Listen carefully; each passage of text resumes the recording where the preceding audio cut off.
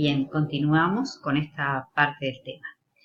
Los 4 pilares de la seguridad alimentaria y nutricional son la disponibilidad de alimentos, la estabilidad en el suministro, el acceso y la utilización, y ahora vamos a ir desarrollando cada uno de ellos.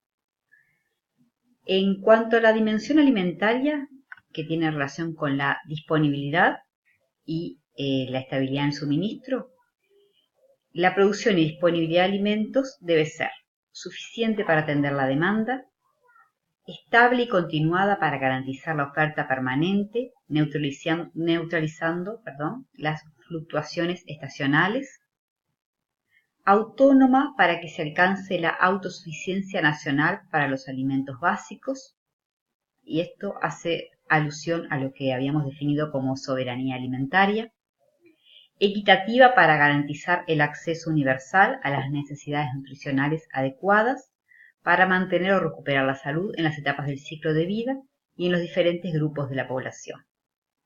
Y sustentable del punto de vista agroecológico y social, económico y cultural, con vistas a asegurar la seguridad alimentaria y nutricional de las próximas generaciones. En cuanto a la dimensión nutricional, se incorporan las relaciones entre el hombre y el alimento, que esto implica la elección de alimentos saludables, la preparación de los alimentos con técnicas que preserven su valor nutricional y sanitario, un consumo alimentario adecuado y saludable, buenas condiciones de salud, higiene y de vida para mejorar y garantizar la adecuada utilización biológica de los alimentos consumidos, promoción del cuidado de la salud propia de la familia y de la comunidad, acceso a servicios de salud que sean en forma oportuna y con capacidad de resolución de problemas, y promoción de factores ambientales que interfieren con la salud y la nutrición, como las condiciones psicosociales, económicas, culturales y ambientales. Entonces, estos componentes son los que van a determinar lo que es la seguridad alimentaria. La disponibilidad, el acceso, el consumo, la utilización biológica y la estabilidad en los suministros. En cuanto a la estabilidad, quiere decir que, el alimento esté disponible y en las condiciones adecuadas en todo momento, independiente, por ejemplo, de la estacionalidad, independiente de la situación económica de la población. Y ahí entran muchos aspectos a considerarse, por ejemplo, todo lo que tiene que ver con crisis, si no está asegurada la producción de alimentos, el acceso y la disponibilidad, y una crisis económica determina que la población, no pueda alimentarse de forma adecuada, eso estaría hablando de problemas en la estabilidad en los suministros. O, por ejemplo, que en alguna época, en alguna estación del año, no se acceda a alimentos o a determinados grupos de alimentos. No hablamos de alimento individual, que obviamente va a variar estacionalmente, sino que hablamos de los grandes grupos de alimentos. Por ejemplo, las frutas y verduras que tienen una variación estacional, lo que hay que asegurarse es que se acceda a ese grupo de frutas y verduras y no que a cada uno de los alimentos que componen el grupo. Entonces, las políticas y programas que están determinados por el Estado deben asegurar cada uno de estos componentes de la seguridad alimentaria. ¿Cuáles son las consecuencias de la inseguridad alimentaria? ¿Por qué esto es importante?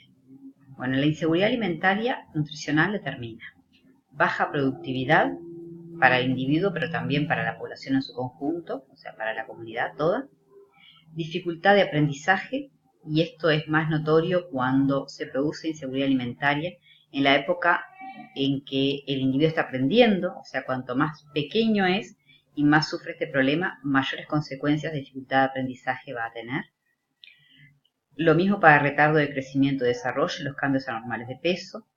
Morbilidad aguda y crónica, se ha visto y es conocido la insuficiencia en la alimentación como causa de infecciones, desnutrición, todo lo que hace a la morbilidad aguda, pero también se está viendo y cada vez con más fuerza que las enfermedades crónicas la sufren mayoritariamente personas que en los primeros años de la vida han sufrido inseguridad alimentaria y nutricional.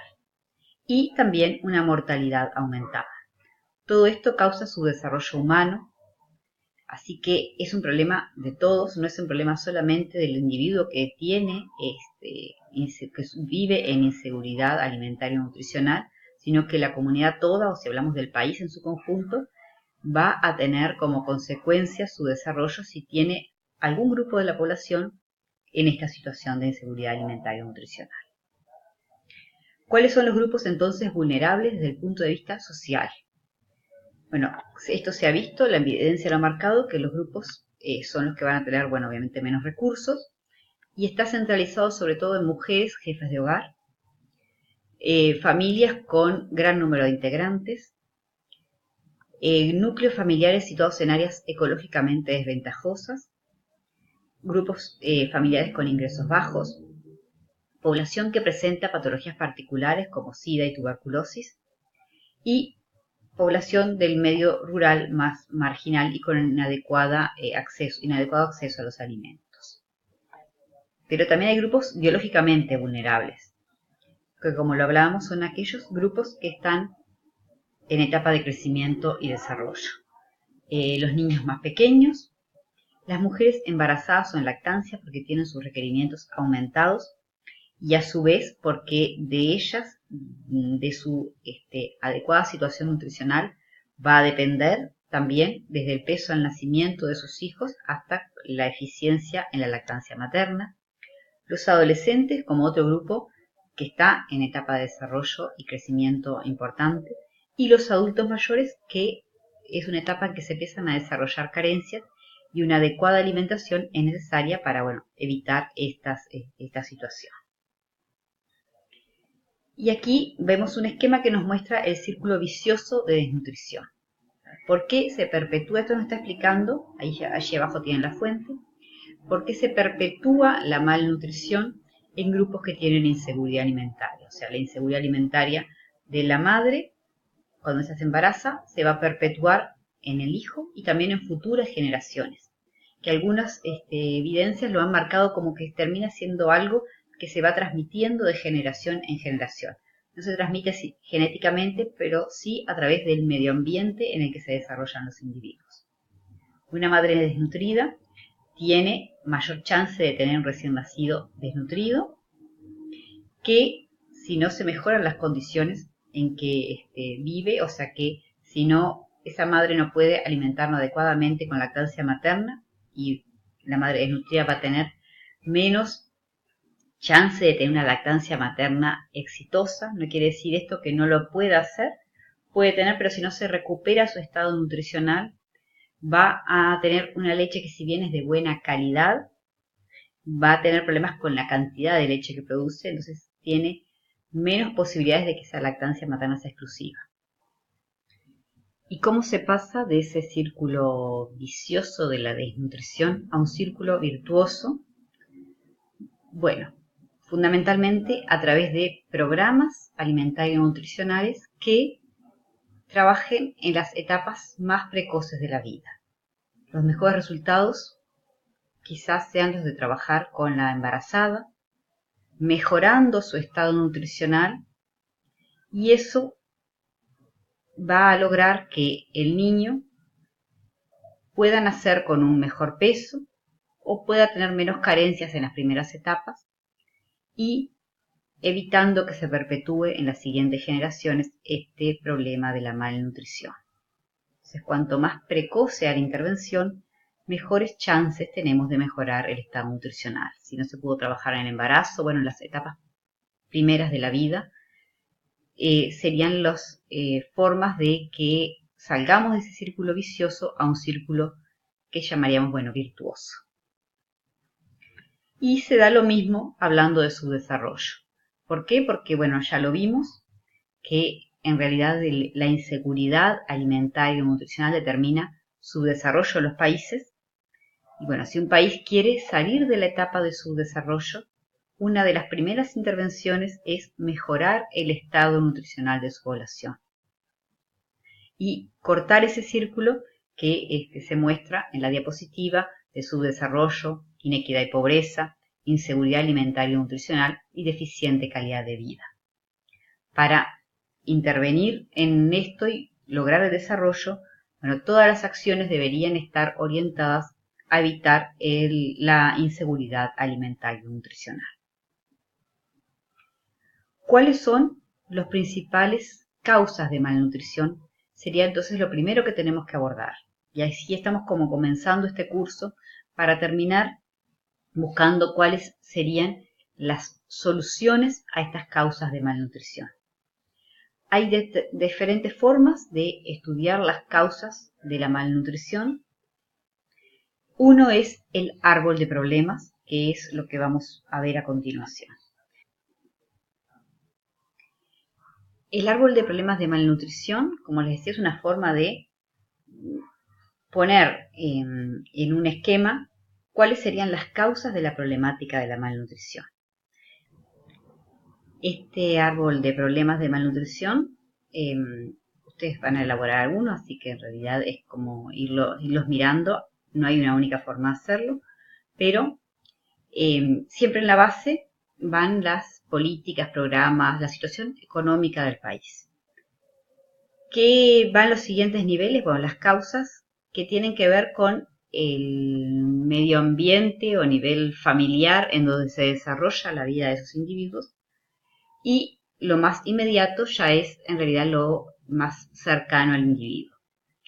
En este, por ejemplo, que ahí tienen la fuente, que es el Instituto de Nutrición de Centroamérica y Panamá y la Organización Panamericana de la Salud, que lo elaboró, identifican los aspectos de disponibilidad alimentaria, los aspectos de acceso con, por ejemplo, baja capacidad de adquirir los alimentos, los aspectos que tienen que ver con el comportamiento alimentario inadecuado, que eso ya nos está hablando de otro tipo de políticas y programas que quizás tengan que ver, ahí sí bien estrictamente con lo que es el sector salud y nutrición, y nos involucra como directamente en todos los niveles, que hace a lo que puede hacer la educación para mejorar el comportamiento alimentario inadecuado y las condiciones ambientales y de salubridad en las que viven los individuos.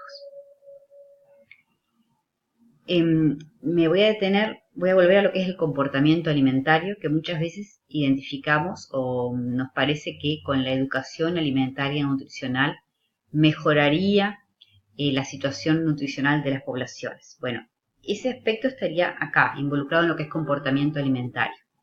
Pero sepan, mirando el árbol en su conjunto, que la malnutrición también va a depender de disponibilidad de alimentos, o sea, de los alimentos a los que pueda disponer, que estén en el entorno de la población. También va a depender de acceso, y con la educación no mejoramos el acceso. Hay que quizás entregar los alimentos o hacer un programa de que las personas mejoren el ingreso para poder comprar alimentos. Y también va a depender de las condiciones de salubridad, y ahí tiene que ver, por ejemplo, saneamiento, agua potable, el entorno de la vivienda, que no sea un ambiente ecológicamente que enferme a los individuos. Y bueno, lo más cercano y que va a determinar malnutrición, eso ya es más a nivel, bueno, de lo que le sucede a las personas, es obviamente la dieta inadecuada, que está determinada por una disponibilidad inadecuada, con dificultad de acceso, con un comportamiento alimentario inadecuado, y la alta vulnerabilidad a infecciones, que está determinado también por el ambiente por un lado, pero también, como ya vimos, ser un grupo biológicamente vulnerable, por ejemplo, ser un niño pequeño, hace que la vulnerabilidad a infecciones sea mucho mayor. Y todo esto determina malnutrición, que puede ser por déficit, como vimos en el círculo aquel vicioso de desnutrición, o también puede ser malnutrición por exceso, que también vimos que el sufrir inseguridad alimentaria en las etapas primarias de la vida también puede determinar malnutrición por exceso en el futuro. Bien, entonces aquí estaríamos cerrando en este árbol de problemas de malnutrición lo que sería la clase de hoy. Vamos a seguir viendo estos aspectos para que podamos, en base a situaciones que se da en la vida cotidiana construir nuestro propio árbol de problemas.